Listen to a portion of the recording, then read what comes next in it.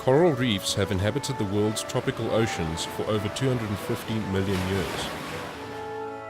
What makes coral reefs so iconic is that these fragile and colorful ecosystems have survived evolutions of natural environmental influences, like the ice period, sea level rises and falls, oceanic oxygen depletion, even the extermination of the Jurassic period.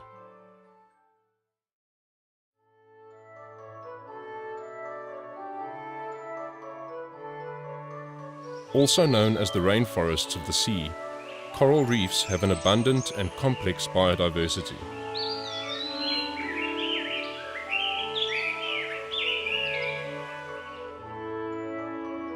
Reefs are home to 25% of all marine life on the planet and cover less than 1% of the ocean floor. Corals are mainly found in shallower, warmer water because they rely on the warm sunlight to grow and produce oxygen.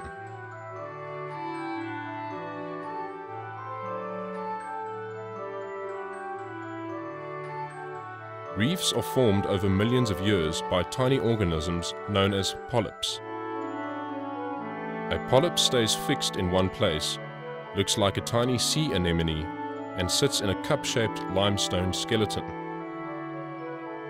Polyps have stinging tentacles that they use to paralyze and prey on smaller animals, known as plankton. As they grow, they divide and reproduce, and their skeletons connect to each other, forming complex coral layers and colonies.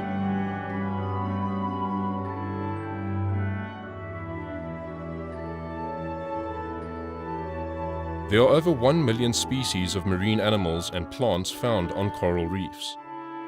Many subgenera of species are yet to be discovered by man.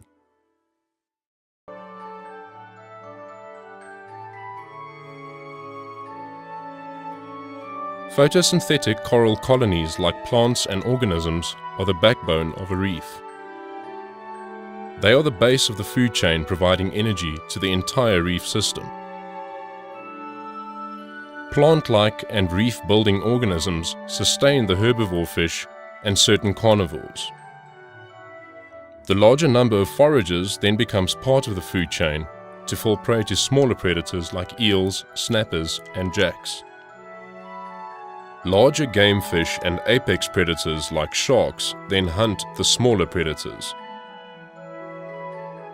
Sharks help to maintain the healthy balance of the reef ecosystem by keeping fish populations under control.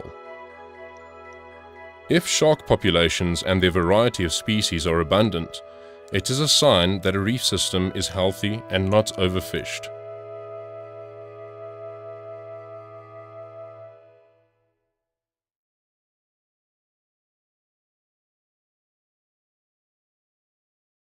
It is estimated that 20% of the world's reefs have died, and another 24% are under severe pressure of extinction.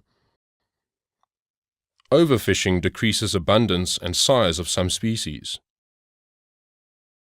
In the North Pacific Ocean, scientists discovered the world's biggest floating landfill, containing rope, plastic bags, and bottles. These masses of litter trap and poison sea animals and inhibits the sunlight from entering the water, which slows down the photosynthetic ability of marine plants. Almost 35% of carbon dioxide released by humans ends up in the ocean, resulting in the change of the ocean's chemistry and pH levels, a phenomenon known as ocean acidification.